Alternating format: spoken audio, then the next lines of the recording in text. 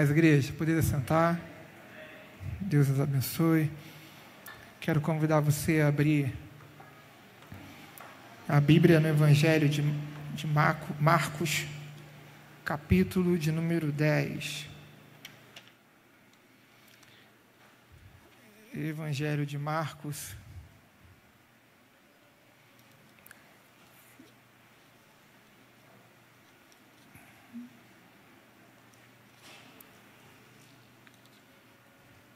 capítulo 10, a partir do verso 46.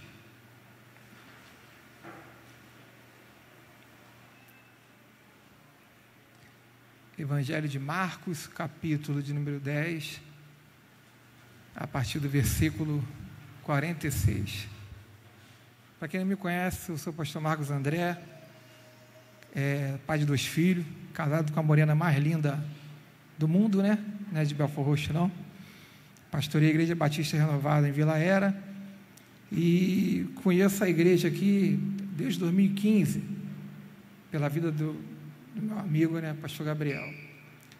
Eu falava algo para ele, que eu vou falar para a senhora hoje. Eu nunca vou te dizer não, para tudo que for para o reino. Para a senhora também. Eu falava para ele assim, a gente falava muito, eu vou te levar para a Ilha Grande, vamos passear. Eu falei, aí eu te digo não, porque minha mulher tem medo de barco. Mas para o reino, hoje foi difícil deixar a igreja, hoje lá, para vir aqui, não é fácil não, só que a gente tem que encarar, né? Ele tinha muitos amigos, mas ele era o meu melhor amigo, eu conheci ele 6 anos, e faz parte. A minha esposa também gostava muito dele e falou assim, porque você falar coisas difíceis de ser dita, não é pecado, gente. Chorar não é pecado, sofrer não é pecado, se irar não é pecado, né? A minha esposa um dia falou, amor, por que aconteceu isso? Indagando.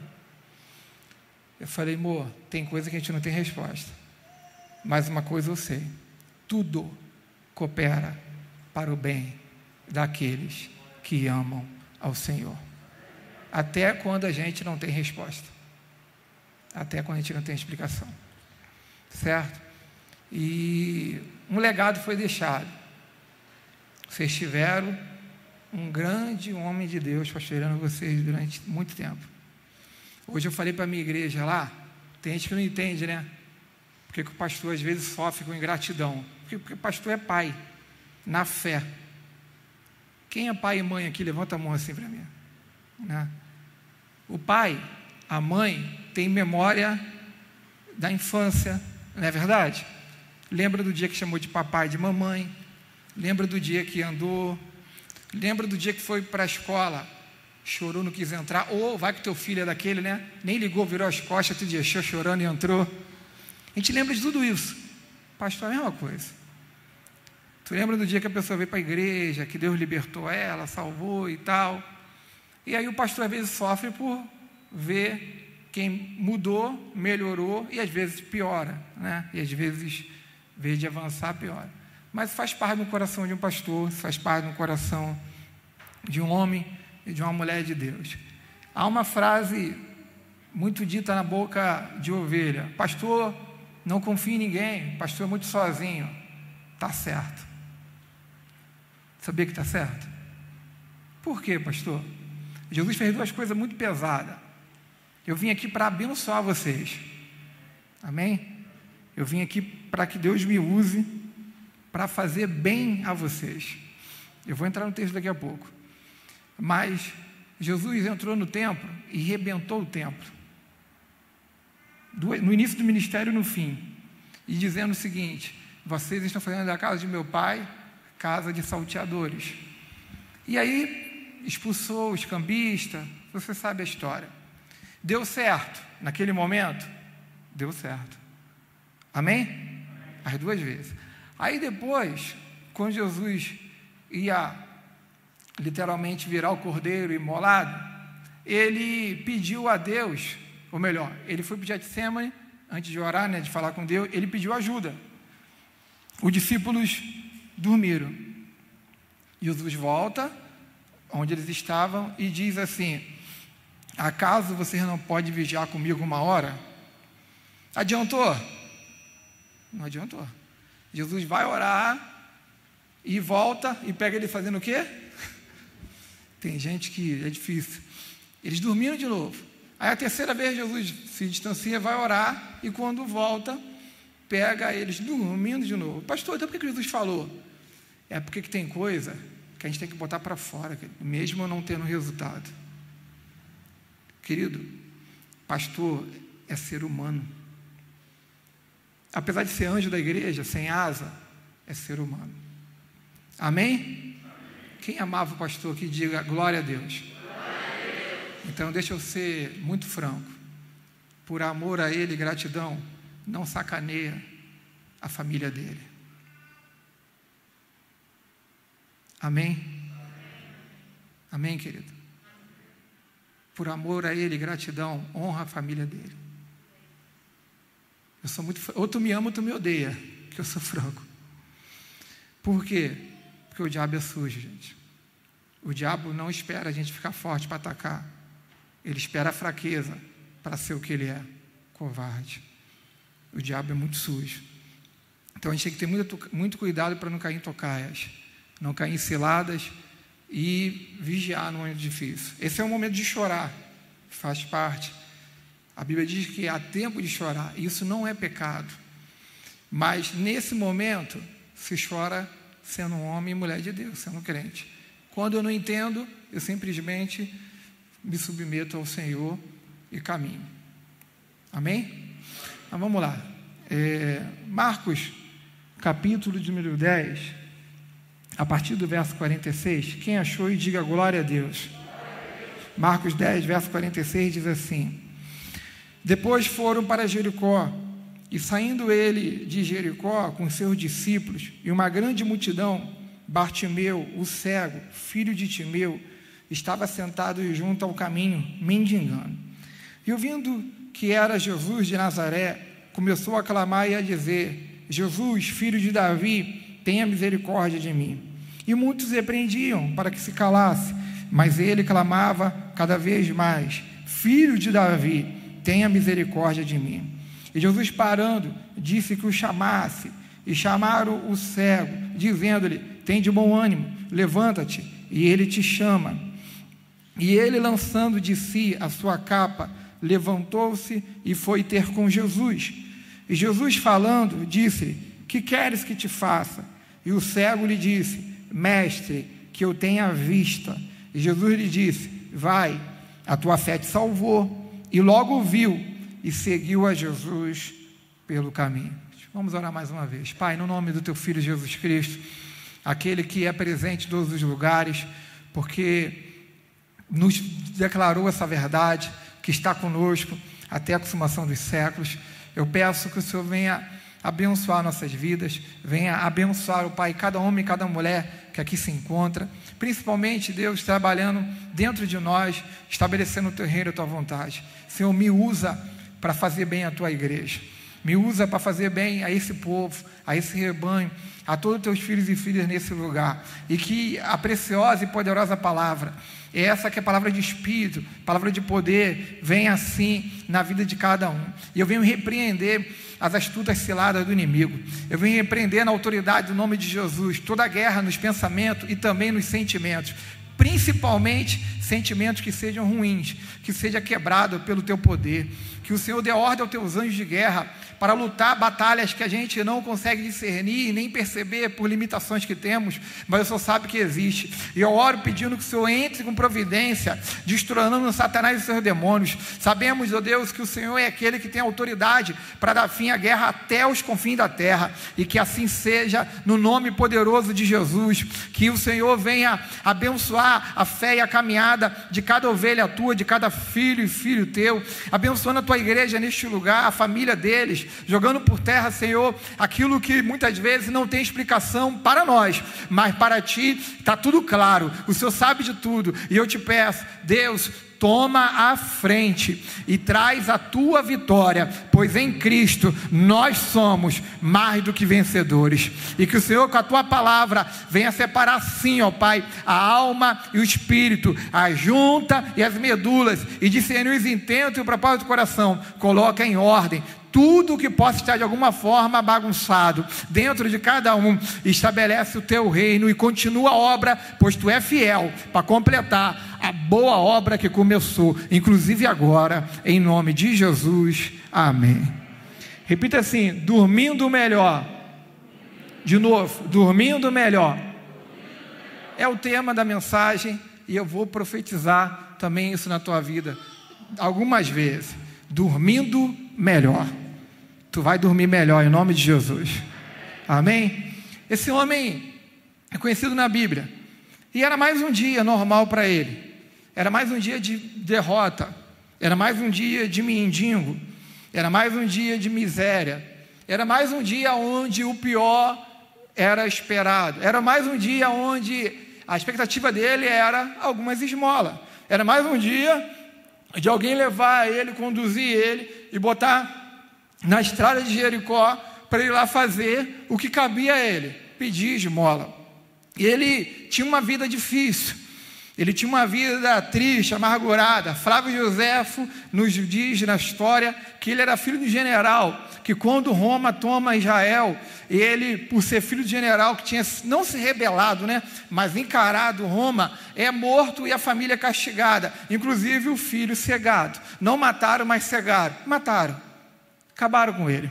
A gente vê no Velho Testamento o diabo estratégico pegar Sansão, cortar o cabelo de Sansão, mas tendo uma consciência, a força pode voltar, ele só não pode ter a visão, e deixa ele cego. Porque adianta alguém ter força se não tem direção? O que adianta alguém ter força se não tem como olhar para onde guerrear, atacar? E ele foi assim. E esse homem agora acostuma com essa vida miserável, com essa vida difícil, com essa vida amarrada, com essa vida derrotada. Esse homem agora acostuma com isso, teve que se acostumar com isso, e é colocado na estrada de Jericó para mendigar, por ser uma estrada de uma cidade comercial, onde muita gente passava para fazer negócio, inclusive com esmolas. E era a prática dos religiosos da época, e até hoje, dos religiosos de hoje, achar que fazendo uma boa ação, isso trazia de alguma forma salvação para a vida dele, bênção de Deus para a vida dele, para a vida dela, tendo na mente que isso levava ele a ter um direito ao céu. E aí o povo fazia isso. Tu vê que o publicano e o fariseu orando, ele: Senhor, dou esmola aos pobres, jejuo 2 vezes, oro. Então era normal isso. E ele é colocado lá para isso. Ele estava lá para isso. Aqui, eu não estou vendo ninguém cego, mas tem pessoas como esse homem, com a vida ruim. Tem pessoas que, como esse homem, acorda e tem uma consciência: a minha vida está uma derrota. Tem pessoas como esse homem, colocado na estrada da vida pela dificuldade, que não consegue sair. Essa semana na padaria, pela manhã, antes de levar meu filho para a escola, eu encontrei 2 meninos, 2 rapazes, já estão rapazes, mas eram adolescentes, 2. E há uns 8 anos, um frequentou a igreja lá, chegou a ficar uns 6 meses, o outro visitou. E tem gente que visita a igreja e pensa que é da igreja, Assim, igreja não é bagunça, nunca foi nem vai ser, ainda que o ímpio ou o sem entendimento acha isso. E aí tem gente que diz assim: eu já fui lá da igreja. Eu falei: não, tu já frequentou a igreja, tu já foi a alguns cultos, mas ser da igreja, não, é outra história. E um deles era esse. E aí eu estou na fila da padaria, olhando, esperando, Aí eu conheci, mas estão muito ruins. Estão acabados. Eu olhei assim, fulano, Beltrano. Falei: meu Deus, como o pecado faz mal. Assim como a gente, quando se converte, fica mais bonito. Teve alguém que ficou mais bonito aí, amém? Deus faz milagre, amém? O desviado fica terrível. Falei: como está mal.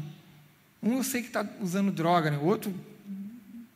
Aí eu pensei, como tem gente que piora, que fica ruim, que a vida fica amarrado. Pessoal, está cheio de gente que dá uma gargalhada muito alta, mas o coração está numa miséria. Está cheio de gente que fala para todo mundo que é feliz, mas em casa todo mundo está acostumado a ouvir: a minha vida é um inferno. Está cheio de gente que disfarça para os outros, apesar de não ser de teatro nenhum, mas encena muito bem. Mas a vida é essa peça, né? Mas nos bastidores da vida, no lar, mostra o que é. Aqui sim era Bartimeu. Bartimeu estava vivendo uma vida miserável, uma vida ruim. Só que aconteceu com Bartimeu, o que aconteceu comigo, o que aconteceu contigo, e de repente o que pode acontecer hoje. O efeito que Jesus faz, né, nas pessoas. A obra que Jesus desperta nas pessoas. A obra que Jesus consegue fazer dentro de nós. Repito, Jesus. Porque tem pessoas que pensam que entrar para a igreja, né, as coisas acontecem. O filho pródigo, o texto diz que ele voltou para o pai. Ele não voltou para casa. Ele voltou para a essência que tinha que voltar. Porque você pode estar num lugar mais longe do pai. O texto, e voltarei para o meu pai. A pessoa tem que se voltar para Jesus. A pessoa tem que ter uma entrega, uma continuidade, é com Jesus. Quando a pessoa entrega a vida para Jesus, Jesus precisa ser a pessoa mais importante da vida dela, ao ponto dela entender o que Jesus falou: aquele que amar mais o pai, mais a mãe, mais o irmão, mais o filho de que a mim, não é digno de mim, não tem parte comigo. Então Jesus precisa ser essa pessoa. E esse homem então, lá mendigando em Jericó, ele ouve um barulho fora do comum. Qual era o barulho? Muita gente, apesar de ser um lugar comercial, apesar de ser uma estrada que muita gente passava, mas não daquele jeito, não dessa forma, não com essa quantidade. Ele ouve isso, então ele indaga. Ele era cego, mas graças a Deus não era burro. Ele tinha ouvido, ele tinha deficiência, mas tinha virtude. Ele soube usar as virtudes dele. Qual era? Eu tenho uma boa audição. Ele ouve aquilo e vê: o que está acontecendo? Que estrondo é esse? Que barulho é esse? Que coisa de diferença é essa? Aí alguém vira para ele e fala: é Jesus. Jesus ficou 3 anos e meio no ministério. Jesus ficou aproximadamente 3 anos e meio. O início do ministério de Jesus deu um boom. O início do ministério de Jesus, como, né, muitos, aquela novidade, ao ponto de dizer: que homem é esse que ensina, que fala com autoridade? Que homem é esse que faz isso que a gente nunca viu? Mas no fim do ministério de Jesus, a gente vê as multidões já abandonar Jesus. A gente vê um texto que Jesus está pregando no ar livre e está lá multiplicando pães para 5.000 homens, fora as crianças e as mulheres. Vamos botar aí 10.000 pessoas junto com as crianças e as mulheres. E quando Jesus acaba de fazer um milagre, e então começa a pregar compromisso, começa a pregar cruz, né, renúncia, ele diz: aquele que não comer do meu corpo, não beber do meu sangue, não tem parte comigo. Ele não estava pregando o povo ter prática canibalista, ele estava pregando o povo ter compromisso, ter Jesus dentro da sua vida e estar com a vida dentro de Jesus, fazer o que Deus fez com Moisés, botou Moisés para ver a glória, né? Eu vou te botar na fina da rocha, e quando eu passar, vou colocar a mão sobre você, e você vai me ver pelas costas. Deus vai e cumpre, coloca Moisés na brecha, na fina da rocha, por ser grande, por ser Deus, vai, coloca a mão, passa, tira a mão, e Moisés vê Deus pelas costas. A visão que você tem que ter: Deus na frente, a gente atrás caminhando, de ver a glória do Senhor e caminhar. Aí esse homem ouve que esse Jesus, o da glória, está passando ali. Aí a esperança, a fé, né, a certeza, o empurrar para frente, né, o despertar, acontece dentro dele. Jesus faz isso, aquilo desperta dentro dele, e ele diz: quem é? Eles falam assim: Jesus. É que tem uma multidão, porque no meio dela tem um homem chamado Jesus. Ele ficou cego, mas agora ele tem a consciência que a oportunidade de mudar a vida dele estava passando ali na rua.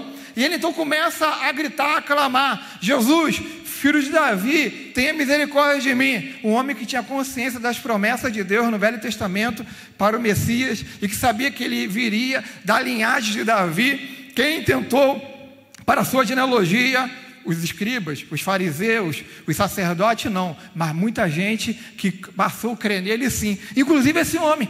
Esse é Jesus, o filho de Davi. Não é o filho de José, como muitas vezes falaram. Esse aí não é o filho do carpinteiro, não é o filho de Maria somente, mas alguém que tem nele uma unção, uma missão, o Messias. E ele começa a clamar: Jesus, filho de Davi, tenha misericórdia de mim. Ele acorda de manhã, ele lava o rosto, ele toma café, ele vai para Jericó, para a cidade. Qual era a expectativa?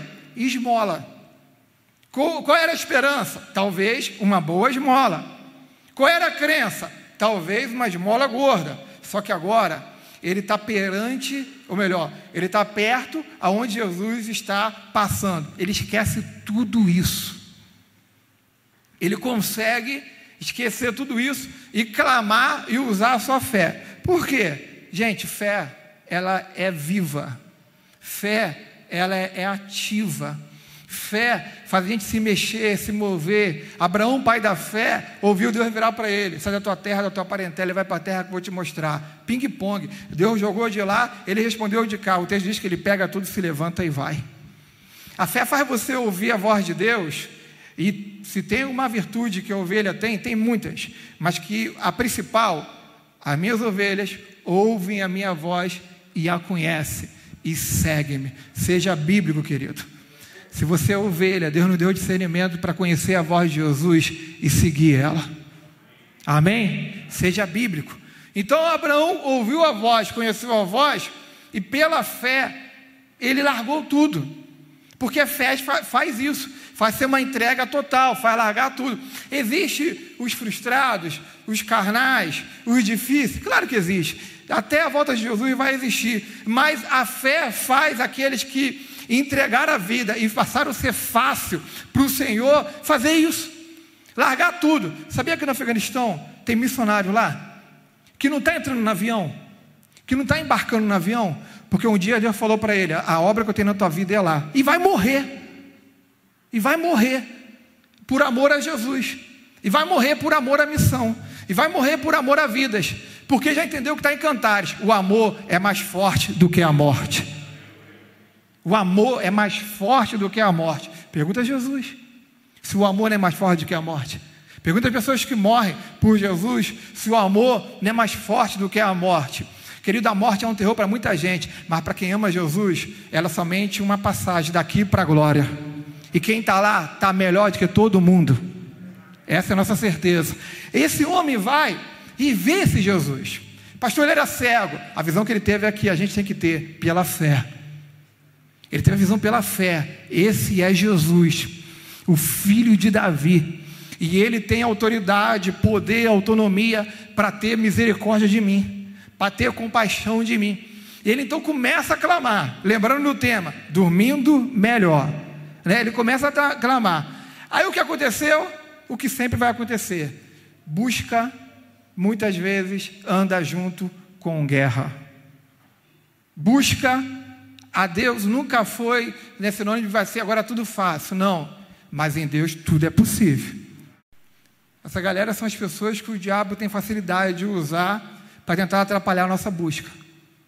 Essa galera são as pessoas que elas vão facilitar tudo para que é errado, mas vai dificultar tudo que é para te levar a Jesus. Se for para oferecer uma droga, se for para falar de pornografia, se for para mostrar algo erótico num vídeo, vai fazer isso sem pudor. Mas se for para falar, vamos buscar Jesus, agora não.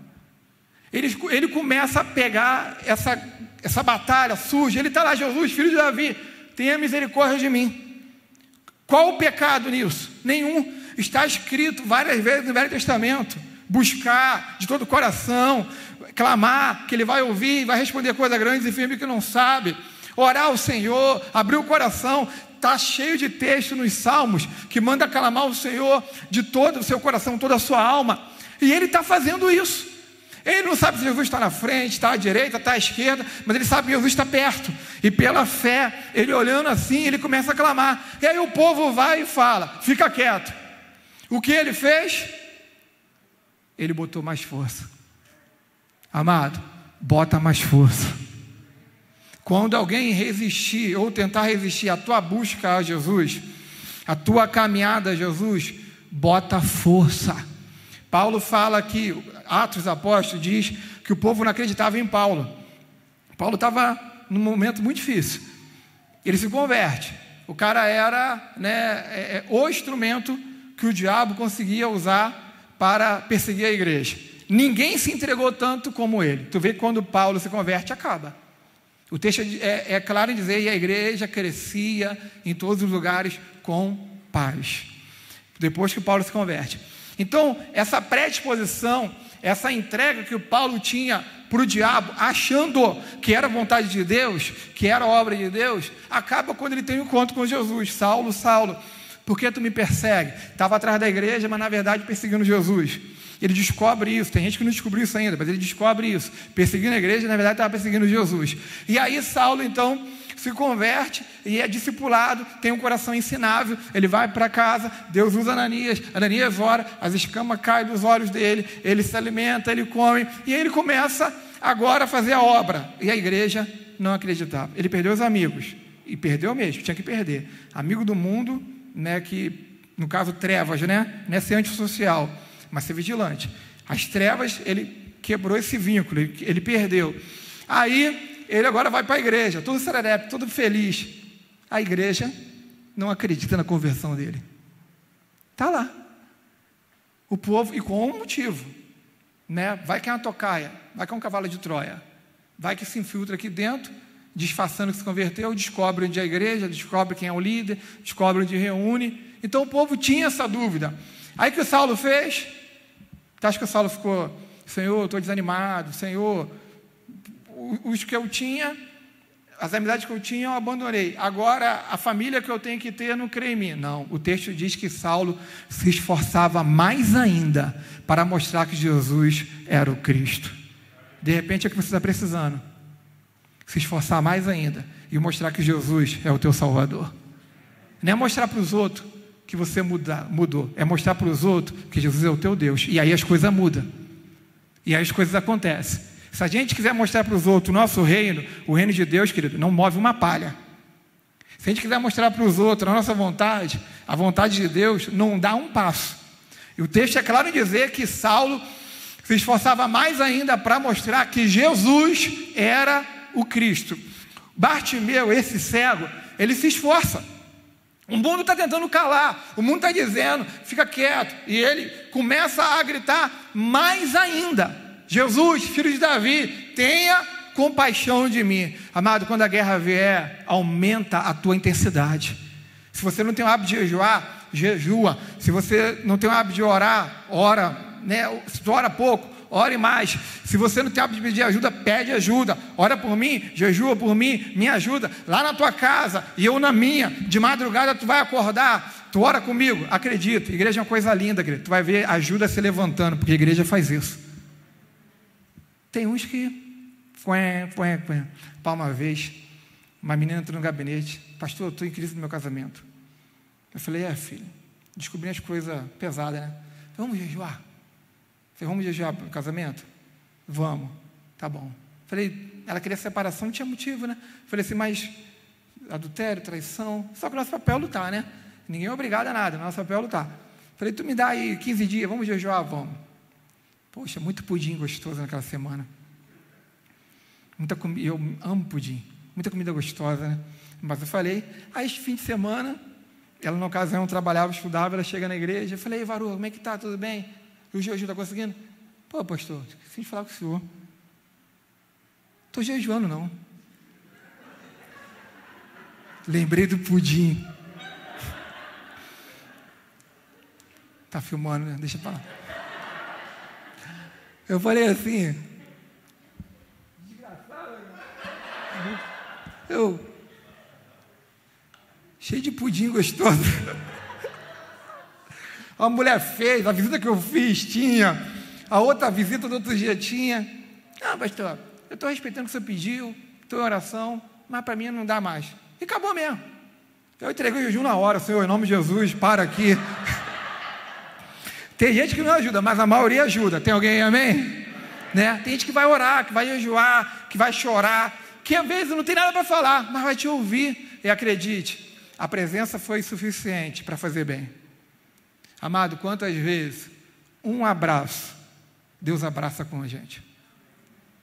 Quantas vezes só está do lado, a gente tem certeza, Deus não me deixa só. Ele sempre envia alguém. Esse homem se esforçou. Repita, que nem eu. De novo, que nem eu. Amém? Esse homem se esforçou. Ele começou a clamar. Aí quem busca acha, quem pede recebe, quem bate se abre. Amém? Amém? Jesus disse e é verdade. Aí o que aconteceu? Vamos lá, capítulo 10 de Marcos, versículo número 49, diz assim: e Jesus parando, disse que o chamassem, e chamaram o cego, dizendo-lhe: tem de bom ânimo, levanta-te, que ele te chama. Vamos lá. Tinha uma multidão, ele está à beira da estrada em Jericó, lá clamando ao Senhor, na oportunidade que Deus, que estava tendo da parte de Deus, e aí o povo que estava perto dele mandou ele se calar. Só que ele bota mais força, e as promessas, elas vão se cumprir se a nossa fé se alinhar à Bíblia. E aconteceu com ele, né? Ele clamou, buscou, não ficou com vergonha do que iam pensar, o que iam falar, o que iam dizer, mesmo dizendo cala a boca. E aí Jesus para, o dono do céu para, o Todo-Poderoso, o Rei da Glória para. Jesus para tudo, a multidão para, e Jesus então fala para quem estava perto de Jesus, não para quem estava perto dele. Vamos tentar entrar lá na história. Jesus para e diz para quem está perto dele: chama ele. Ele não está me vendo, mas eu estou ouvindo ele. Ele não está me vendo, mas ele está ouvindo. Ele não está me vendo, mas eu estou ouvindo ele. Chama ele. Olha aqui para mim, sabe quem é esse povo? A igreja. Jesus usa a igreja. Olha a diferença. Jesus usa os seus. Quem era? Um dos apóstolos, um dos discípulos. Chama ele. Aí vai até ele. O mundo, o mundano, o instrumento do cão, mandando ele calar a boca.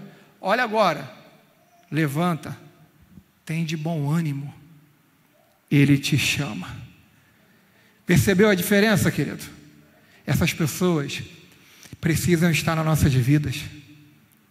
As pessoas têm palavras que vão fazer a gente olhar para o céu com a fé que tem que ser olhada. Fazer a gente ouvir, mesmo numa miséria, numa cegueira, numa esmola, mendigando, tem de bom ânimo. E a posição que a gente quer que você tenha é: levanta-te. A igreja, o povo, querido, fica atento a essa voz. Presta atenção naquela galera que fala assim: não para de ler não, não para de orar não, cultua, busca. Querido, não desiste, redobre a atenção a essa voz. É o povo que Jesus está falando, ó, ele não está me vendo, mas eu estou falando. Vai lá e fala para ele ter um bom ânimo. Vai lá e fala para ela não desistir. Vai lá e fala para ele, fala para ela que no meu tempo a vitória vai chegar. Vai lá e fala que o céu tem um Deus que tem ouvidos e ouve. Ele pega e diz: vai lá e chama ele. E aí o ambiente muda, a atmosfera muda. Aí vai alguém com palavra de vida. Aí vai alguém não achando que era um peso, não achando que ia ser alguém agora para ser, de alguma forma, alguém que ia dar trabalho para a igreja. Não, a igreja é para isso mesmo. Ele vai e diz assim, ó: levanta, tem de bom ânimo, porque ele te chama. Sempre vai ter alguém assim. Sempre vai ter alguns assim. Cabe a gente discernir. Hoje pela manhã eu falei na igreja estou trabalhando discipulado lá, sobre conselho e sobre direção. A gente precisa discernir isso, tanto para a gente, como para ser um instrumento para outros. E aí, o que é um conselho? Falta culto não, vaza. O que é o conselho? Deixa de ler não. Conselho tem a ver com cuidado. Conselho tem a ver com proteção. Conselho tem a ver, com zelo. Eu no teu lugar evitaria aquela pessoa. Eu no teu lugar lutaria pelo teu casamento. Eu no teu lugar, faz isso não. Então, esse é o conselho. Agora, qual é a direção? Direção a gente não tem alternativa, a gente tem que fazer. É a hora que você deixa de ser o sacerdote e passa a ser o profeta. Jesus falou para um homem, Marcos capítulo, se não me engano, 11, verso 26, quando ele acaba de curar o homem, também de uma cegueira: não entre na aldeia. Ele dá uma direção, não foi um conselho. Sai, tira ele vê como árvore. Jesus ora de novo, ele vê, aí Jesus fala: agora deixa eu dar uma direção: não entre na aldeia. Então tem hora que a gente vai ter conselhos, amém, Provérbios é cheio de conselhos, mas vai ter hora que a gente vai ter direções. Querido, não venha ficar pensando muito, faz, faz. Daqui a pouco eu vou falar um pouquinho melhor sobre isso aqui. Direção, não é eu no teu lugar, nem eu no culto. Não falte o culto. A tua vida está em risco. Não deixe de orar. Não deixe de ler. Pela oração, pela palavra, nós somos santificados. 1 Timóteo 4,5. Então, deixa acontecer. Isso é direção. Aqui, esse homem agora ouve a igreja, né? A conversa é outra. A atmosfera que vem, não tem ninguém batendo na cabeça dele, mandando ele calar a boca. Tem alguém erguendo ele. Levanta-te. Tem de bom ânimo, porque ele te chama. Ter bom ânimo significa crer no melhor. Querido, acredite no melhor. Amém? Acredite no melhor. O que é isso, pastor? A gente é desafiado todo dia a crer no pior. Vai dar tudo errado. Sair de casa para ver um emprego, vou voltar frustrado. Vou no hospital visitar alguém, não crer no melhor, não crer na cura. Aconteceu algo ruim, querido, tenha bom ânimo. Creia no melhor. Creia no melhor. Ele então ouve isso, né? E levanta. O texto diz que esse homem, Bartimeu, filho de Timeu, ele levanta, verso 50, e ele lança de si a sua capa, levantou-se e foi ter com Jesus. Agora ele não precisa gritar mais. Agora não é hora de grito, agora é hora de posicionamento. A hora era essa. Agora não é hora dele gritar, agora é hora dele se posicionar. Ele ouviu a igreja, né, da época falar para ele assim, ele está te chamando, então tenha bom ânimo, levanta. Aí ele fez algo que ninguém mais pode fazer por ele. Tem uma porção de coisa que não tem como ninguém fazer por mim e nem por você. Ele fez algo qual? Ele se levanta, se ergue, pega a capa e lança de si. Só podia mendigar quem tinha aquela capa que era uma autoridade dada pelo poder público da época, porque charlatão, Deus que o mundo é mundo tem. Então, para não ser alguém enganando os de coração bom, puro, religioso, que dava esmola, eles então tinham que comprovar que eles tinham uma deficiência, porque não tinha auxílio, não tinha aposentadoria para deficiente, não tinha empresa que dava vaga, né, com porcentagem, nada disso, não tinha nada disso. Aí o esmola. Então ele tinha que ter, pelo governo da época, o poder público da época, uma legalidade. A capa era essa. A capa era essa legalidade. Quando ele ouve que Jesus chamou, ele pega e lança a sua capa. Isso é fé, porque ele era cego. Para onde eu joguei a capa? Eu estou no meio da multidão. Se der ruim, se der errado, aonde eu acho o que me dá legalidade para amanhã estar aqui de novo pedindo o que eu vou comprar, o pão de cada dia? Como eu vou conseguir de novo estar aqui amanhã? Isso não passou na cabeça dele, porque ele tinha uma fé. Qual? Jesus vai me curar. Ele não tinha uma dúvida. Ele fez que nem Abraão, creu sem duvidar. Ele pega a capa e lança de si. Não combina tu ir para a presença de Deus cheio de dúvida se vai dar certo ou se não vai. Não combina, querido. Você ir para a presença de Deus cheio de mazela. Amado, tem coisas que tem que ser lançadas na nossa vida. Não dá para barganhar, não. A Bíblia diz, Provérbios 28, 13, aquele que confessa e deixa, alcança a misericórdia. Confessa e deixa. Amante, traição, droga, amizade, se deixa. Maligna, ruim, se deixa. O que confessa e deixa, alcança a misericórdia. Eu falei para um jovem, um tempo atrás, ele está vislumbrado com o momento que ele está vivendo, e ele está se perdendo com o dinheiro. Tudo é dinheiro. Está chamando pessoas da igreja, de outras igrejas, vão investir daqui a tantos meses, tu vai estar com 2 milhões. Eu falei, rapaz, como tem gente inocente, né? Investimento é correto, mas isso aí é um perigo, no caso dele. Aí Deus pediu falar com ele, tu vai chegar muito longe, e quando você chegar lá, tu vai perceber que tu está perdido. Eu falei, vaso, tu já foi minha ovelha, hoje você está em outra igreja, mas vou te falar o que Deus pediu para mim te falar. Deus me falou que tu vai chegar muito longe, cara. E quando tu chegar lá, você vai olhar assim, estou perdido. Eu não sei se ele ouviu, tomara que você ouça. Ele, com dificuldade, não, amados, Tem coisa que a gente tem que lançar da nossa vida. Não está errado querer ter uma ambição de uma vida boa. Não está, mas não vale tudo. Não é de qualquer jeito. Esse homem, ele lança a capa. O que dava a ele estabilidade para a miséria. Eu conheço uma pessoa lá no bairro. Ela foi para a igreja, isso tem uns 10 anos, por causa da libertação da mãe dela. Ela era prostituta do Acapulco. É que eu estou acostumado a pregar sem filmagem. Do Acapulco. E ela aceitou Jesus. Ela virou para mim e falou assim: pastor, como é que vai ser minha cesta básica agora, todo mês? Eu falei: por quê? Pastor, a igreja agora tem que me sustentar. Eu falei: irmã, você quer usar a igreja ou ser de Jesus? Pastor, se o senhor não me ajudar, eu volto para a vida que eu tinha. Será que você saiu dela? Ela: que isso, pastor? Eu falei: você não está entendendo.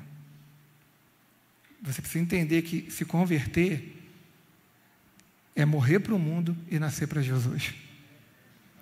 É se cumprir o que está escrito. Aquele que está em Cristo, nova criatura é. As coisas velhas se passaram e tudo se fez de novo. Você quer um emprego? A gente vai lutar para arrumar. Você quer uma ajuda? Se precisar. Agora, não pense que a igreja vai virar, né, alguém agora que vai bancar você o resto da vida. Queridos, está até hoje no mundo. Sabe por quê? Não quis lançar a capa. E falou para a irmã que é lá da igreja: eu não tenho força para trabalhar. Deixa para lá. Então a capa tem que ser lançada. Ele lançou a capa. Ele disse o seguinte: essa vida, eu creio que Deus vai me tirar dela. Ele lança a capa.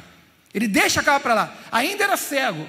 Ele faz isso. Aí quando ele chega até Jesus, Jesus vira para ele e fala assim: o que tu queres que te faça? Nem sempre fé é algo claro.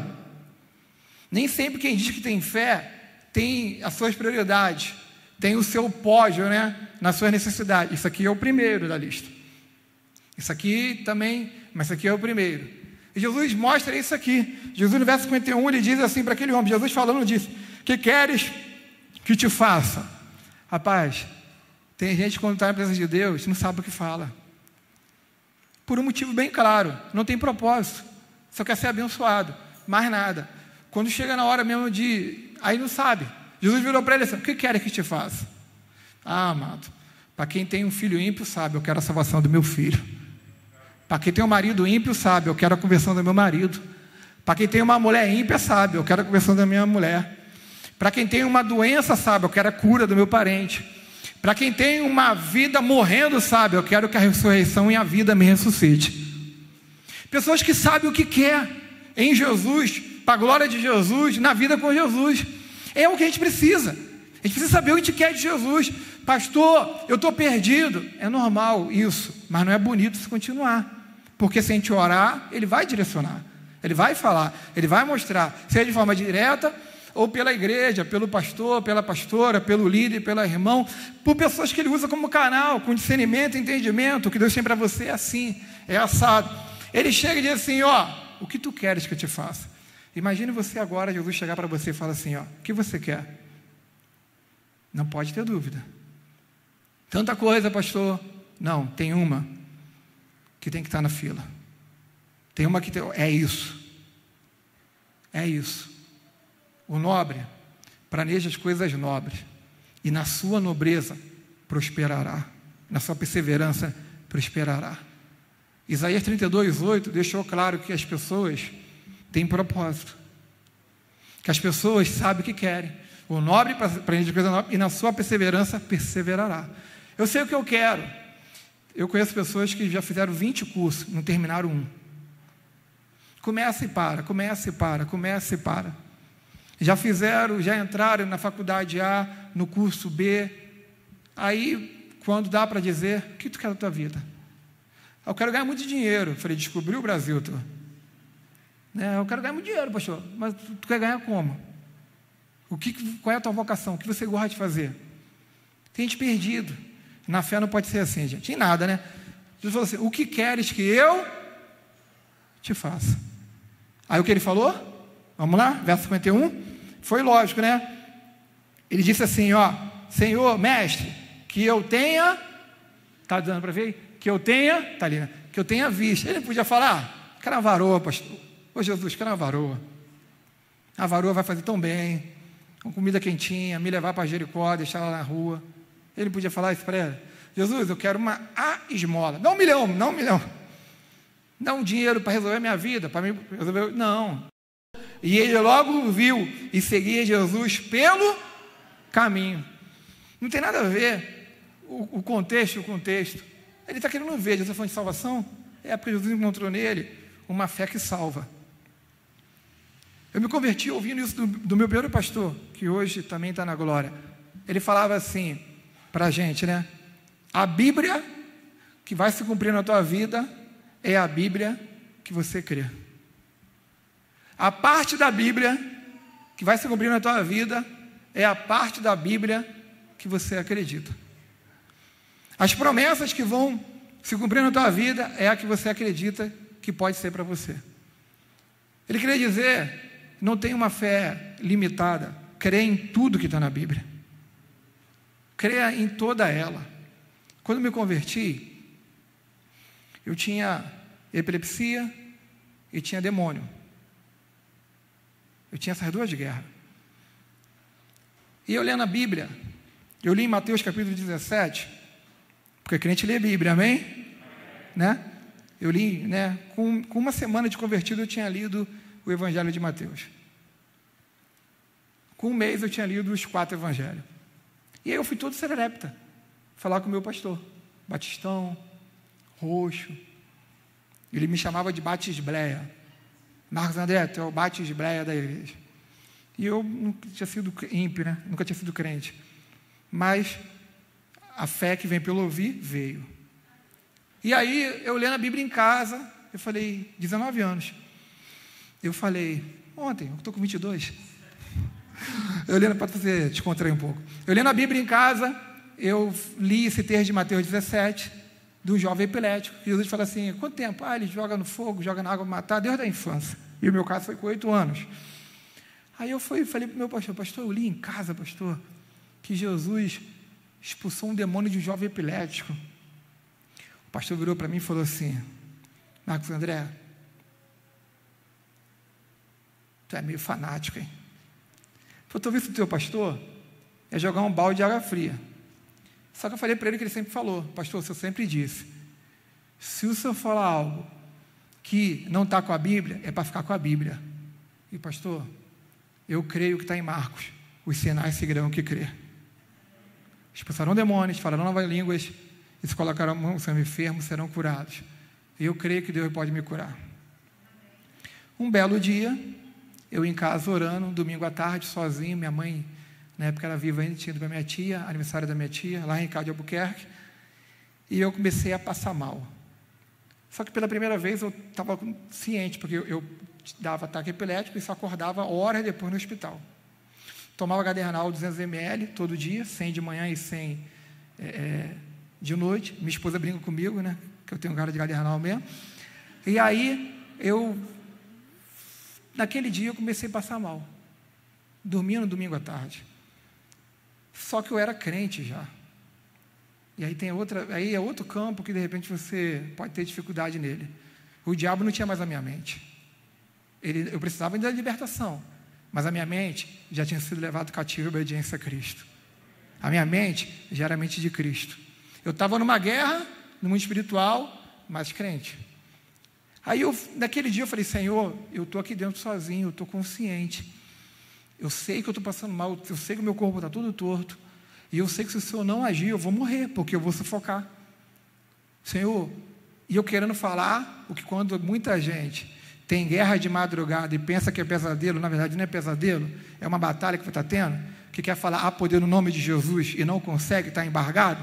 E eu querendo falar há poder no nome de Jesus e não conseguia. Quando de repente eu consegui falar há poder no nome de Jesus. E porque quando estava na epilepsia, estava todo torto. Eu estiquei. Eu vi o demônio, eu estava dormindo no quarto da minha mãe na época, cama de casal, né? Fui dormir no quarto da minha mãe, sair da porta, atravessar a sala e vazar na janela com grade e ir embora. Botei meu joelho no chão Agradeci a Deus e falei: Jesus, obrigado, porque hoje o Senhor me libertou desse capeta. O Senhor venceu e Ele perdeu. Fui na geladeira, peguei o de Gardenal, joguei no vaso, dei descarga e falei: estou livre. A doideira é só por amor a Jesus hoje, tá? Estou livre. Cheguei em casa, isso domingo à tarde. À noite, todo bobo: pastor, tem que falar um negócio do Senhor, pastor. Jesus me libertou. Se falar isso para um crente tradicional, é ofender ele. É crente, tá, gente? É salvo, mas tem essa barreira. Ele: Marcos André, toma teus remédios. Te amo, pastor. Olha para ele: também gosto do Senhor. Acabou, querido. Vou fazer 43 anos. O que era incurável, Jesus curou. Acabou. Mas eu sabia o que eu queria. Você que sabia o que você quer. Ele sabia o que queria. Eu quero ver. E a fé foi salvífica. A fé que Jesus viu que ele homem teve, não foi nesse momento que Jesus viu fé. Jesus viu fé quando ele parou Jesus. Jesus, filho de Davi. Amado, daqui a pouco a gente vai orar. Você acha que Jesus está olhando isso aqui? Jesus está olhando a guerra que você encarou em casa e chegou aqui. Jesus está olhando a tua atitude que você teve lá. O mundo e o capeta falando: não vai, eu vou buscar o Senhor. Jesus vê isso. Aí Jesus foi e falou assim: a tua fé te salvou. Lembra do tema? Dormindo melhor. Repita: dormindo melhor. Vamos lá. Aí Jesus curou ele e está lá e seguia a Jesus pelo caminho. Ele vai agora vendo tudo, né? Olhando as árvores, olhando, né, tudinho. Voltou a olhar, né?